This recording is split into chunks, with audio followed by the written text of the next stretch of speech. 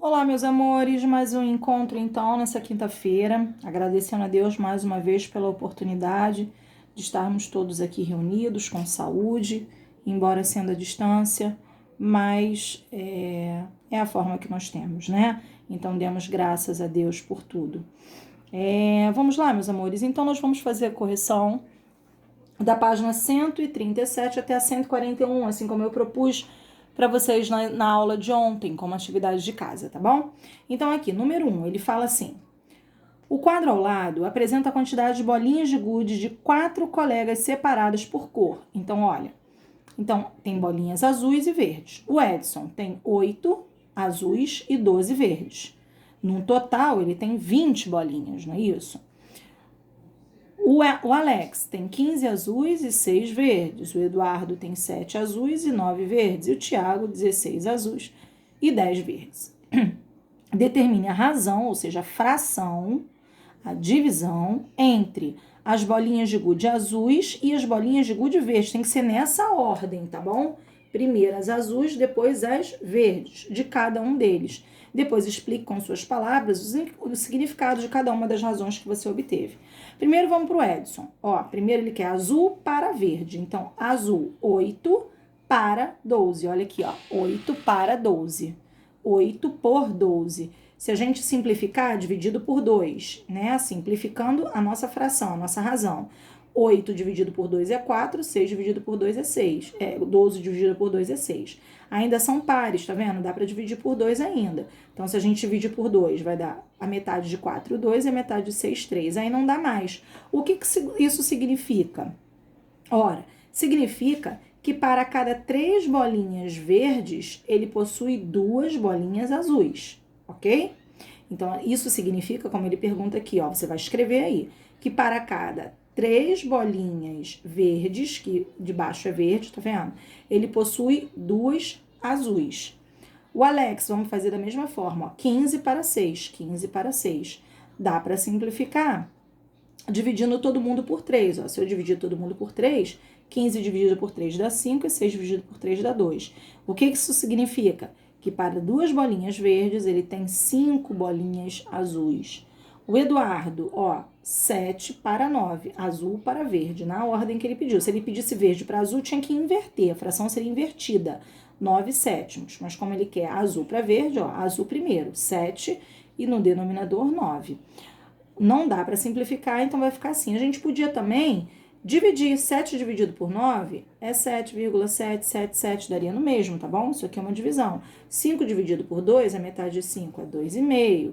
E por aí vai. 2 dividido por 3 é uma dízima também, 0,6666. Então aqui, o Tiago.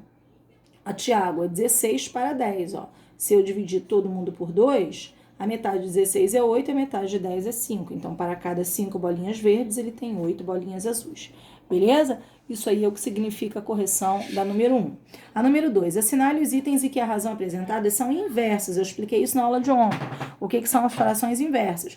Numerador e denominador estão invertidos. Agora, a gente tem que ter cuidado para ver se está na forma irredutível ou não. Aqui já está direto, 5 nonos, 9 quintos, está invertido. Beleza? Aqui, 4 sétimos já está reduzido. 5 meios também, não é invertido.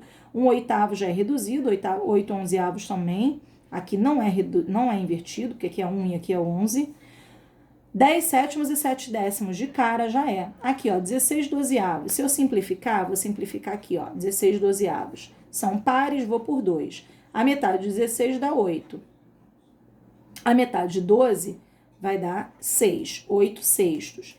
Dá para dividir por 2 de novo, porque são pares. A metade de 8 dá 4 e a metade de 6 vai dar 3. Então, 4 terços e 3 quartos, são inversas, tá? 2 terços já está na irredutível e 4 sextos não, mas é 2 terços. Aqui, se eu simplificar dividir por 2, vai dar 2 terços. 2 terços e 2 terços não são invertidos, tá vendo? Beleza. Então, vamos lá. Número 3. Na número 3, calcule a densidade de cada cubo. Aqui nós temos o cubo de plástico e um cubo de gelo, tá? Todos os 2 cubos, ele tem as mesmas dimensões. O que é isso? Comprimento, altura e largura. Se é cubo, comprimento, altura e largura são iguais. Se uma dimensão tem 2, a altura também tem 2 e a largura também tem 2 centímetros. Aqui é a mesma coisa, tá vendo?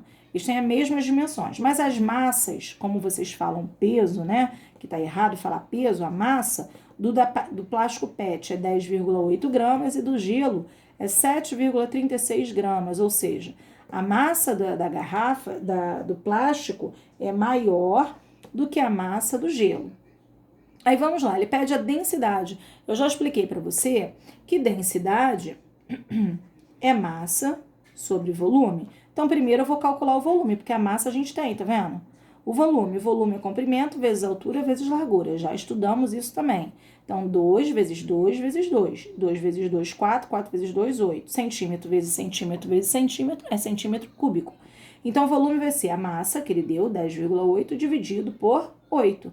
Se você dividir, você vai achar, isso aqui é 10,8 gramas, dividido por 8 centímetros cúbicos. Então, vai ser 1,35 grama por centímetro cúbico. Esse é o volume, tá bom? A mesma coisa a gente fez aqui, ó. 2 vezes 2 vezes 2 para calcular o volume. Os volumes são iguais, tá vendo? Dos dois. 8 centímetros cúbicos. O que quer dizer que os volumes são iguais?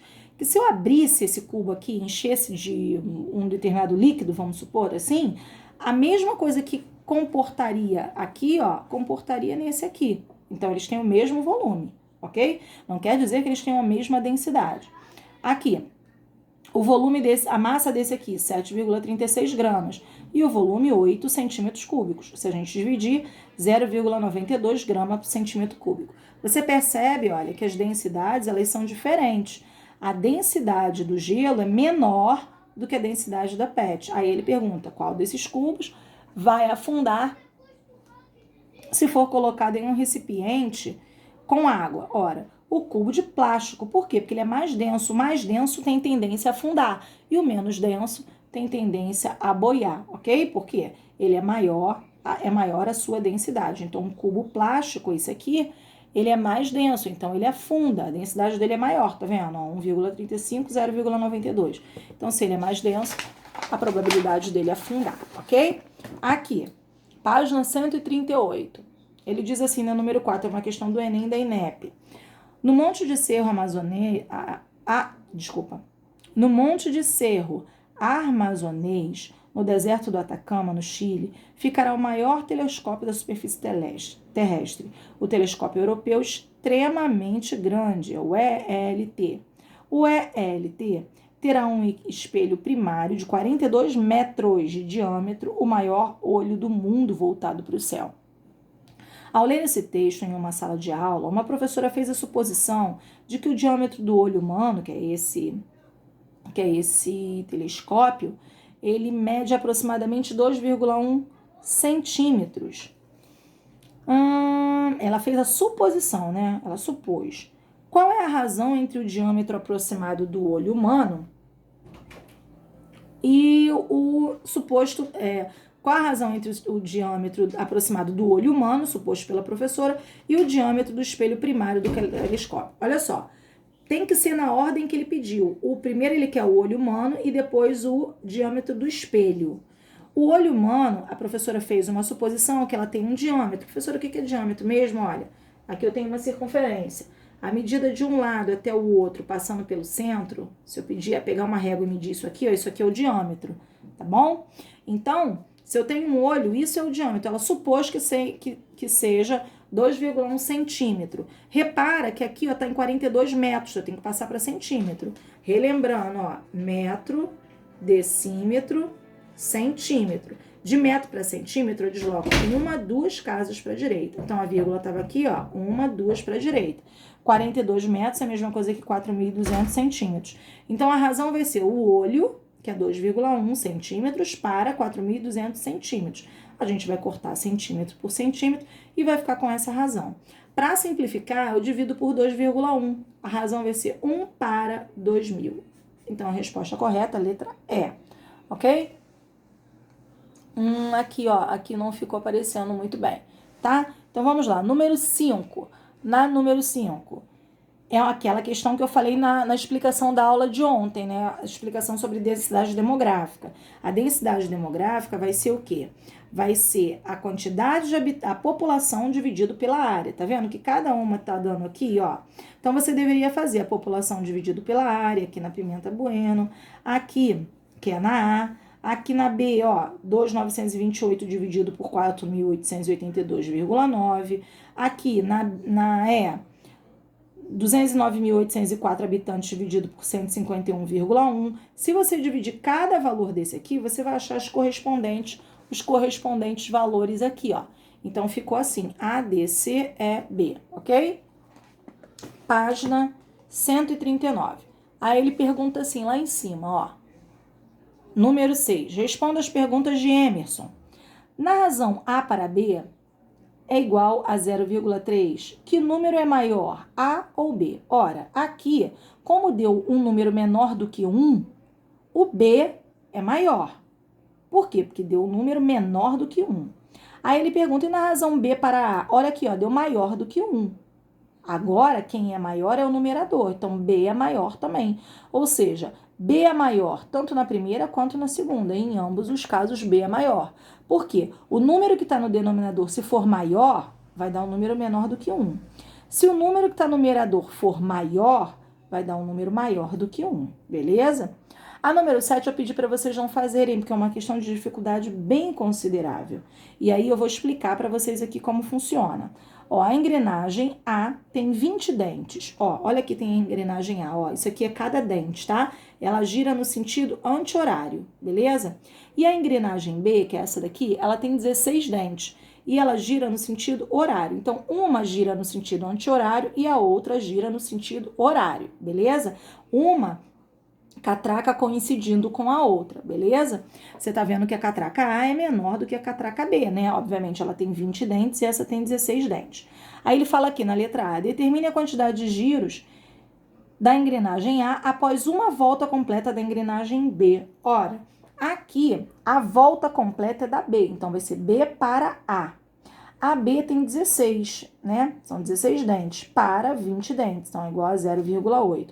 Ou seja, a engrenagem A terá dado 0,8 de volta, ou seja, menos de uma volta, né? 8 décimos de volta após uma volta completa da engrenagem B, ok? Então, é meio complicadinho mesmo, tá? Eu só tô passando pra gente constar aí feito, mas eu sei que você vai ter dificuldade. Aqui na letra B, em que posição a marcação da engrenagem B estará após uma volta completa da engrenagem A? Ora, já que é uma volta completa da engrenagem A, eu vou começar com A. A para B. A para B é 1,25. Ou seja, 1,25 é uma volta e 25 centésimos de volta. 0,25 é um quarto de volta. Então, vai ser uma volta mais um quarto de volta. Então, se a engrenagem tá aqui, ó, ela gira, essa aqui é a engrenagem A, né? Ela gira nesse sentido aqui, ó, vai ser uma volta, ela para aqui, mais um quarto de volta. Se eu dividir em 4 partes, um quarto de volta, ela vai estar virada para cima. Então, essa vai ser a posição, ok? Aqui na letra C, em que posição a marcação da engrenagem A estará após 2,5 voltas completas da engrenagem B? Então, veja bem, 2,5 voltas completas da engrenagem B. Em que posição a estará? Então, 2,5 de B sobre A. A engrenagem B dá 16 voltas. Então, 2,5 vezes 16 é 40. 40 dividido por 5 vai dar 2 voltas. Ou seja, a engrenagem A vai dar 2 voltas completas. Ela não tá assim, ó. Ó, ela tá aqui. Então, ela vai dar, ó, 1, 2 voltas e vai parar nessa mesma posição. Ela vai parar aqui, ó, nessa posição 1, tá bem? Aí, na letra D. Na letra D, ele fala assim, após quantas voltas completas da engrenagem A, as marcações de ambas estarão juntas novamente na posição inicial. Aí a gente vai ter que fazer um MMC. Essa questão é muito além, eu confesso a vocês, que é muito além do que a gente está propondo aqui, tá bem? Eu só estou fazendo para não deixar em branco. Então, MMC, por exemplo, você sabe fazer 20 e 16. Por 2, 10 e 8. Por 2 de novo, 5 e 4 dá por 2 só aqui, o 5 eu repito. O 2 vai dar 1 e o 5. Se eu multiplicar, 2 vezes 2, 4, vezes 2, 8, 8 vezes 2, 16, vezes 5, 80. O que isso quer dizer? Que ela vai dar 4, aqui 80, ó. Uma tem 16 16 catracas, né? 16 dentes, desculpa, e a outra tem 20 dentes. Para dar 80, de 20 dentes tem que dar 4 voltas, porque 20 vezes 4, 80. E para dar 80, a de 16 dentes tem que dar 5 voltas, porque 5 vezes 16 é igual a 80. Ou seja, 4 voltas na engrenagem A e 5 voltas na engrenagem B. Então, eu gostaria que você constasse essa atividade aí. Se você se interessar, dá uma olhada de novo, ouve de novo a atividade, mas se você não entendeu, professora, viajei do início ao fim. Não se preocupe, não tenha problema, tá? A minha intenção não é que você fique expert nesse assunto. Na página 147... Desculpa, 141, que é a nossa última página, você deveria ler o texto inicial, né? E eu vou direto para a pergunta. Ao colocar certo objeto em um recipiente com água, como é possível determinar se ele vai boiar ou afundar? Já discutimos isso, sabendo a densidade do objeto. O mais denso afunda e o menos denso vai boiar. A gente, se estivesse em sala de aula, poderia fazer esse experimento, né? Aí aqui na letra B eu dei 2 exemplos, mas você pode fazer esses experimentos em casa para ver. Cite 2 exemplos de objetos que boiam e 2 objetos que afundam quando colocados na água. Por exemplo, o isopor vai boiar. Essa aí quase todo mundo sabe já intuitivamente, né? Se eu tenho uma bacia com água, boto um pedaço de isopor, ele boia. E o lápis? O lápis vai afundar. Por quê? Porque o isopor é menos denso do que o lápis. Ou o lápis é mais denso do que o isopor. Os que afundam, mas eles... Não, desculpa aqui, ó. O lápis não vai afundar, não, desculpa, fiz confusão aqui com a borracha e o clips. O lápis vai boiar, o clips de aço, né, que vai afundar, desculpa. O lápis vai boiar, o isopor e o lápis vão boiar. Os que vão afundar é a borracha e o clips. Por quê? Aí sim, aí eu vou falar corretamente, ó. Por quê? Porque o isopor e o lápis, como eles boiam, eles são menos densos do que a borracha e o clips. Beleza? Ou seja, a borracha e o clips são mais densos do que o isopor e o lápis, porque a borracha e o clips afundam. Ok, galera? Então, aí ficou a correção da atividade que eu propus na aula de ontem. E agora, eu vou começar com vocês aí proporção, na página 142, tá bom?